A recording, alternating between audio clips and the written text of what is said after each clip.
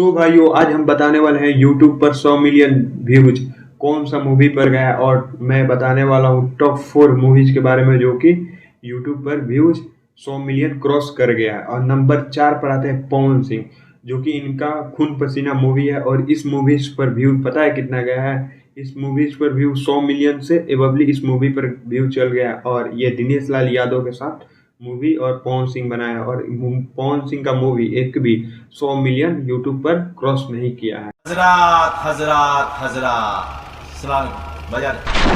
Number 3 पर आते हैं प्रवेश लाल यादव, जो कि दिनेश लाल यादव का भाई हैं। और इनका 2 मूवी 100 मिलियन क्रॉस कर गया। और पहला मूवी है राम लखन और दूसरा है घूंघट में घोटाला, जो कि इस मूवीज पर 100 मिलियन से ज्यादा ये दोनों मूवी पर व्यूज आ गया।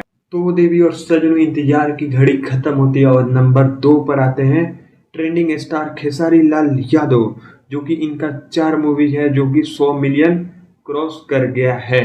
और पहला मूवी है संघर्ष और दूसरा है नागिन और तीसरा है मेहंदी लगा के रखना।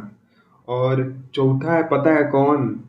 दिलवाला, जो कि इनका 4 मूवीज 100 मिलियन क्रॉस कर गया है। नंबर 1 पर विराजमान है दिनेश लाल यादव। और बात करें टॉप 4 कंटेस्ट के बारे में, जो कि इनका मान के चलिए 3 ही हैं।